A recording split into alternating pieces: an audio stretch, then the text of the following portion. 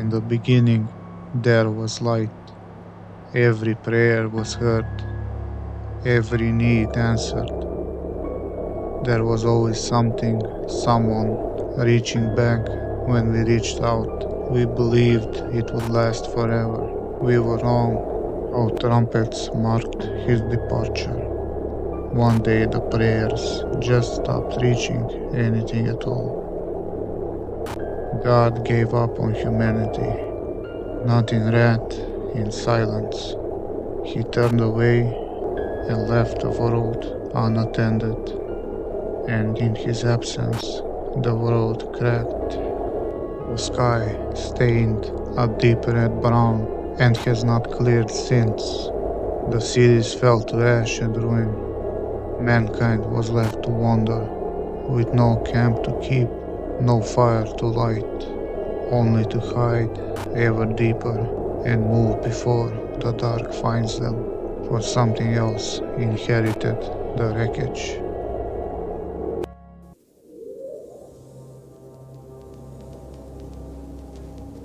Sob was counting his fingers again. One, two, no wait. His hands shook as he pressed them against the damp concrete wall, trying to steady them long enough to make sure. The digits blurred. It didn't matter. Numbers never stayed where they were supposed to. Across the alley choked with rubble, Artek watched him from under the sagging awning of what had once been a bakery. The boy knew better than to interrupt Sob when he got like this. The old man would talk when he was ready. Sob's lips moved silently, counting invisible things in the air. Then sudden clarity. His milky eyes snapped to Artek. They're circling, he rasped, like vultures over a corpse that ain't dead yet. His trembling finger pointed upward, though the sky was hidden by collapsed masonry and rusted rebar. Artek didn't ask who they were. He knew that by now. Instead, he crept forward, keeping his footsteps light, as Marta had taught him. Heel first, then roll. Never let rubble crunch. He pressed a rusted can of beans into Sob's hands. The old man's fingers closed around it like a holy relic. The can clicked softly as Sob turned it over in his hands. His cracked lips moved silently again, but this time Artek recognized the shape of the words. Thank you. The boy nodded, glancing back toward the hollowed-out building that served as their sanctuary. The air smelled of wet ash and something metallic, like old blood left to dry in the sun. A sound skidded across the broken pavement behind them, too quick to be wind, too deliberate to be rats. Artek froze, his pulse hammering against his ribs. Sob didn't react, but his fingers tightened around the can. The boy waited, breath held, until the noise faded into the groan of shifting wreckage. Slowly, carefully, they backed away, retreating to their hiding hole. Sob's breath whistled through his teeth as they crouched before the jagged maw of their hideout, a fracture in the rubble, half hidden beneath a corrugated metal sheet crusted with decades of grime. Artek pressed his palm flat against the cold surface, feeling for the groove Marta had carved there. His fingers found it, a single vertical line, almost invisible. Petra's voice slithered out from the darkness before they'd fully crawled inside. They're laughing at us, she murmured, her words syrupy with the thickness of half-sleep. Her silhouette wavered in the gloom, hunched over something small and metallic clutched in her hands. Artek didn't ask what it was. Some relics were better left unexamined. Marta emerged from the deeper shadows like a blade being drawn. She said nothing, just took the sack from Artek's shoulder with hands that were all knuckles and scar tissue. Sob collapsed onto a pile of mildewed blankets, his trembling fingers already picking at the loose threads. Petra's head snapped up suddenly, her eyes lucid and sharp. "The one with the teeth," she said, clear as shattered glass. "It wants you." Then the clarity drained away, leaving her slack-faced and mumbling about patterns in the rust. Artek settled into his corner, a hollowed-out nook where the concrete met exposed rebar, worn smooth by years of his body curling into it. He pulled his knees up, watching Marta sort through the scavenge cans into silent categories: edible, questionable, poison. Sob muttered into his blankets, fingers plucking at the frayed edge. "Next stop, Central Station. Mind the doors, mind the... No. They don't close anymore, no." The quiet thickened. Even Petra had gone still, her hands limp around whatever broken thing she'd been cradling. Artek turned his face upward, where the ceiling sagged like a wet lung. Beyond it, the sky. Always the sky. It wasn't always red, was it? The question slipped out before he could stop it. He regretted it instantly. Marta's hand froze mid-motion. A can slipped from her grip, rolled once, then wobbled to a stop against Sob's foot. The old man giggled, a wet, hiccuping sound. Marta exhaled through her nose. Slow, deliberate, Artek braced for the deflection, the sharp change of subject, but when she spoke, her voice was stripped raw. No, the word cost her. It was blue-like, her fingers flexed, grasping for something beyond language, like the inside of a wrist, thin, you could almost see through it. Artek tried to picture it, a sky that didn't press down like a fever dream. He couldn't. The red had been there his whole life, clothing the horizon. Sob made a wet clicking noise with his tongue. "Oh," he echoed. Then with sudden, unsettling clarity, "They drank it." Petra's head snapped up. "Not drank," she corrected, eerily precise. "Punctured." The sky was a skin they put their fingers through. She mimed the motion, index finger jabbing upward, twisting. A drop of sweat slid down Artek's spine. He remembered her describe the same exact gesture the host would do to their prey before the screaming started, once in her moments of deep delirium. Marta's hand started to tremble as she worked a metal nail under the lid of a can, prying it up a little at a time. The silence thickened, curdled. Sob giggled again, high and reedy. Artek pressed his palm flat against his thighs to stop them shaking. He waited until Marta was halfway through opening the can. The rhythmic scraping of metal always put her in a rare, quiet mood before letting it slip free again. "Why haven't we seen anyone else?" His voice sounded too loud in the hollowed-out space. "Are we the last?" he asked again. Marta's hand didn't pause. She exhaled through her nose, slow, measured, not stalling, but stacking words. "No, not last." Soap chuckled into his blanket, a sound like gravel shifting. "I've seen plenty of men," he muttered. Had faces like a flattened tin can, all caved in, like something pressed on them from the inside. His fingers twitched towards his own features, tracking the air, as if mapping something only he could see. The skin all stretched out. I didn't look. I didn't look at all. I didn't look. No, it was wrong. I didn't look at all. Sob was already lost in his own rattling skull. Marta shot him a look that could have crushed bones. She turned back to Artek, her eyes dark wells. People hide better than we do, she said at last. Or worse. Some let the voices take them, walk into the dark, and her mouth closed before the words could finish. It doesn't matter what comes after that. She looked away. Petra stirred, her head lolling against the wall. They sing, she slurred, the voices. Pretty songs about pretty lies. Come home, they say, we miss you, they say. But it's not them.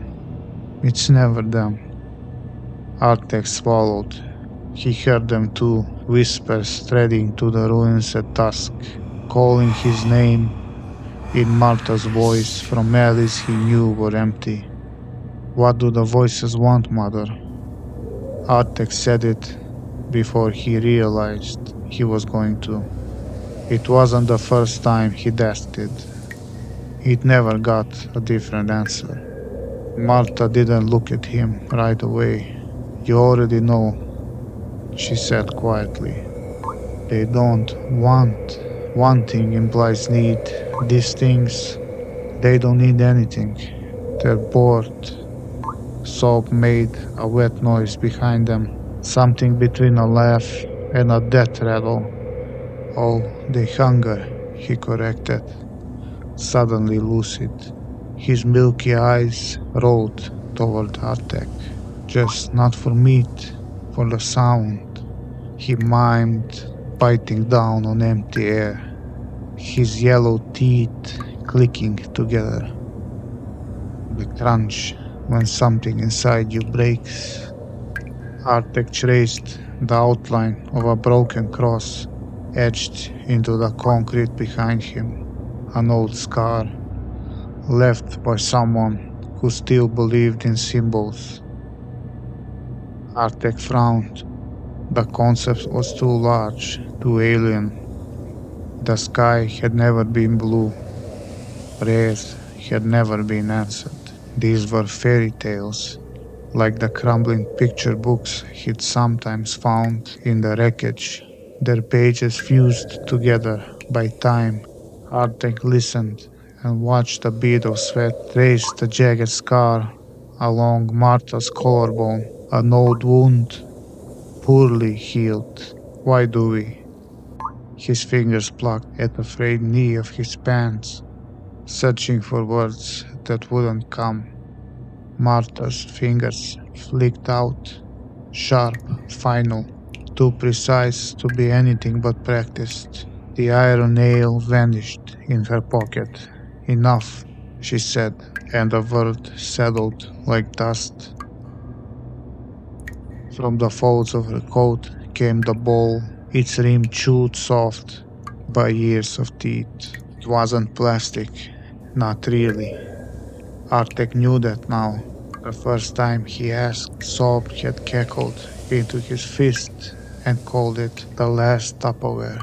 Petra, in one of her rare, lucid moments, traced the logo with a cracked fingernail and whispered, polypropylene, like it was a dead lover's name. The bowl was old world magic, something that didn't splinter or stain, that held heat without burning fingers, a relic.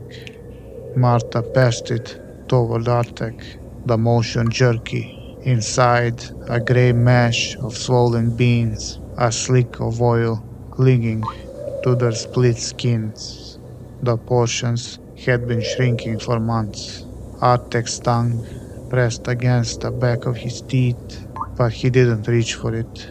Eat, Marta said, not an order, a ritual.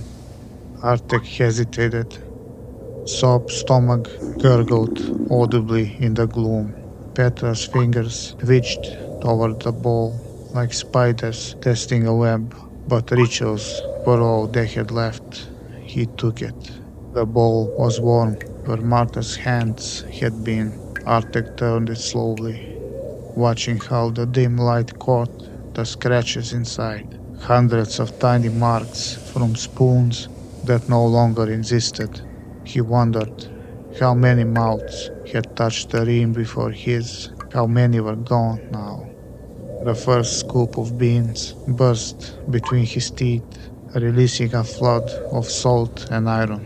He counted choose Martha's rule until it dissolved into paste, swallowed.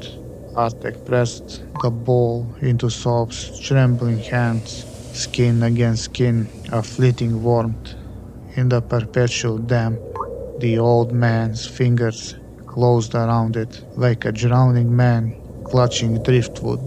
He didn't look at the contents. Then he tipped the bowl to his mouth with a practiced motion, swallowing the oil-slick beans whole. Petra snatched the bowl before Sob's fingers fully uncurled. Her cracked nails scraped the polypropylene as she hunched over it, shoulders forming a cage. For a moment she was terrifyingly present, eyes sharp as broken glass, lips peeled back from yellow teeth. She slurped on the remaining bean paste and licked the bowl's interior, slow and deliberate, catching every trace of oil before passing it to Martha with a sound like a cry. Martha took the bowl without looking at it. Her fingers traced the rim where countless mouths had worn the plastic smooth. She didn't eat, just pressed the empty bowl between her palms like it might kindle into flame. Martha's shadow stretched long as she crouched beside Artek, her breath warm and sour against his temple. "Night's almost here," she murmured, the words barely disturbing the air. Her fingers brushed his wrist once, twice, the road signal for first watch. Artek nodded, reaching into the inner pocket of his coat where the fabric scraps lived. They were frayed at the edges now, stained with earwax and desperation, but still serviceable. He pressed two into Sob's waiting palm. The old man's fingers trembled as he rolled them into tight worms, inserting them into his ears with ritual precision. Artek mirrored the motion, the fabric muffling the sound of his own pulse like a hand clapped over his mouth. Martha turned to Petra. The woman sat cross-legged in her nest of rags, staring at nothing, the hollows of her cheeks pulled with shadow. "Petra," Martha said, "it's time." Petra blinked slowly. For a moment her eyes focused, clear and terrible, then the vacancy returned. She lifted her wrists without protest, the skin there grooved from years of nightly bindings. Martha's fingers worked quickly, looping the frayed cord around Petra's wrists with practiced efficiency. The knots weren't tight enough to cut circulation, just enough to keep her from clawing at her own face when the nightmares started. Petra didn't resist. Her arms hung limp, the tendons standing out like bridge cables under paper-thin skin. The first knot secured, Martha reached for the earplugs. Crushed foam scavenged from some long-dead construction site, gray with age, and compressed between thumb and forefinger until they were small enough to insert. Petra's pupils dilated as they slid into place, her jaw working soundlessly around words that wouldn't come. Artek watched from his nook as Martha turned the second plug between her own fingers, hesitating. Then with a sharp exhale, she rolled the foam into a tight cylinder and pressed it deep into her left ear. The right followed, her fingers lingering at her temple as if pushing the world itself away. The hideout's silence thickened. Sob had already curled into his nest of rags, his breath whistling through his sleep. Martha's bed was little more than a depression in the concrete lined with scavenged insulation and the remnants of a firefighter's coat, its reflective stripes dulled by years of grime. She lowered herself into it, her body folding into the familiar hollows. Artek waited until Martha's breathing evened out, that shallow, deliberate rhythm that meant she was listening, not sleeping. Then he turned his attention to the cracks in the ceiling where the red light bled through in jagged streaks. His watch started. The first voice came as Artek counted the cracks in the ceiling. 37, 38. Something to keep himself busy and focused. The same as last night. A woman's sob, muffled by distance, but sharp with desperation. His fingers twitched toward his ears, pressing the fabric plugs deeper, but the sound burned in anyway. Familiar in a way that made his stomach twist. Sob jerked in his sleep, his limbs flailing like a hang puppet. His lips moved soundlessly, teeth clicking together in a staccato rhythm. Artek couldn't tell if it was the usual babbling or something worse, something answering the voice outside. The nightly script began, same thing he listened to each night since he was born. First, fear, a wet, rending crunch, followed by a scream so raw it stripped the air. Too close, the sound brushed across Artek's skin, raising the fine hairs on his arms.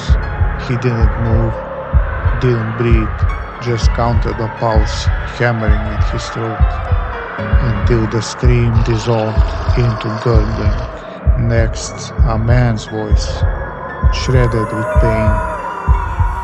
Fear face, he recited silently. They want you to run.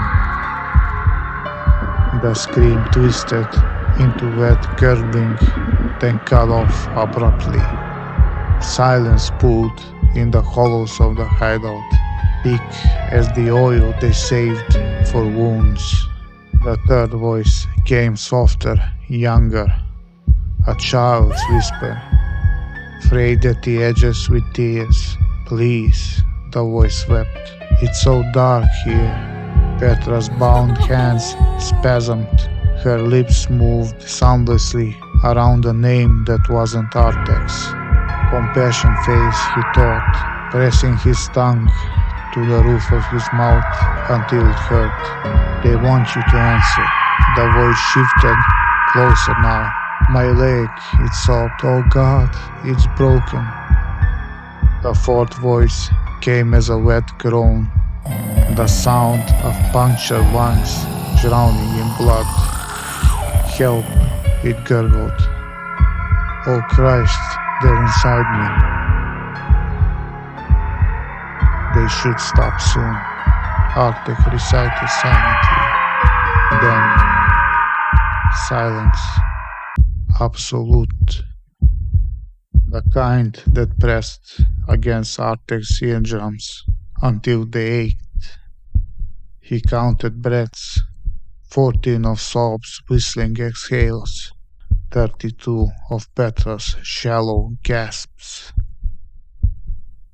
Artek moved without deciding to move, his body uncoiled like a rusted spring, knees pressing into grit that hadn't been disturbed in years. The tunnel entrance gaped before him, choked with debris that shifted under his weight, whispering secrets to the things beyond. He pressed his face to the jagged crack where concrete met rebar. For 3 heartbeats he saw nothing but the ruins shuddering under that eternal dusk.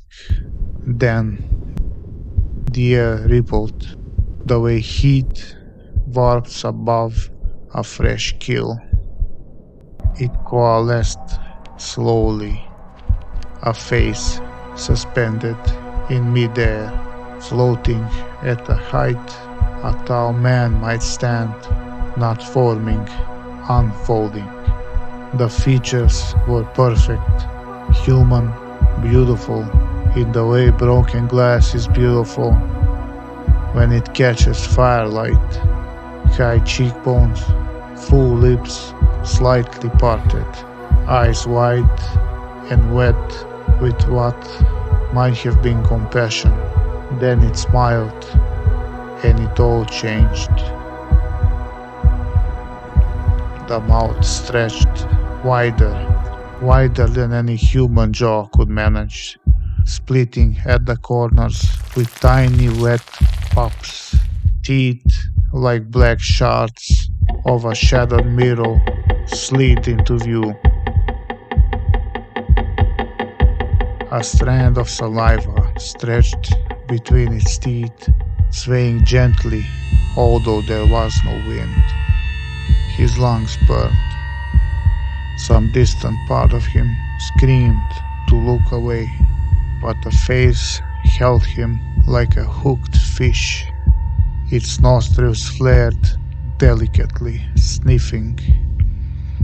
The tongue emerged, too long and too pointed, dragging across those teeth with a sound like knives being whetted.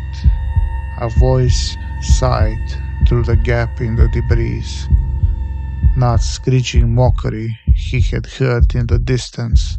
This was liquid honey poured directly into his ear canal. Little rabbit, It crooned. The lips didn't move. you can come out now. The others already did. Don't you want to be seen? Little rabbit, It crooned. it's safe to come out now.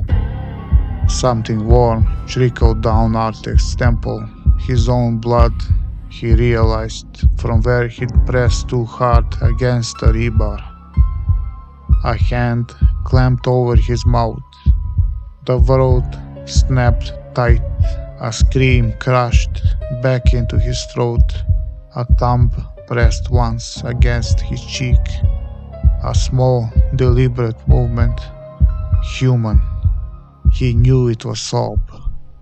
Sob's hand tasted of rust and old sweat, pressing hard enough to bruise. The old man's fingers trembled against his lips, but the grip was iron. The kind of strength that only surfaces when death leans in close. Artek barely registered being dragged backwards, his spine scraping concrete, eyes still locked on the grinning face, suspended. The hideout's darkness swallowed them whole. Artek's heel caught on Petra's outstretched leg. She was curled, fetal, her bound wrists pressed against her ears despite the plugs, her entire body vibrating like a plucked wire. Marta didn't move, still sleeping. Sob's breath hitched against Artek's temple.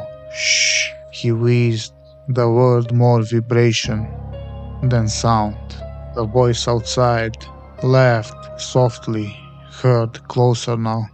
Oh, The sound oozed through the cracks in the wall, thick as congealing blood. you spoiled the game. Artek's body remembered what his mind already knew.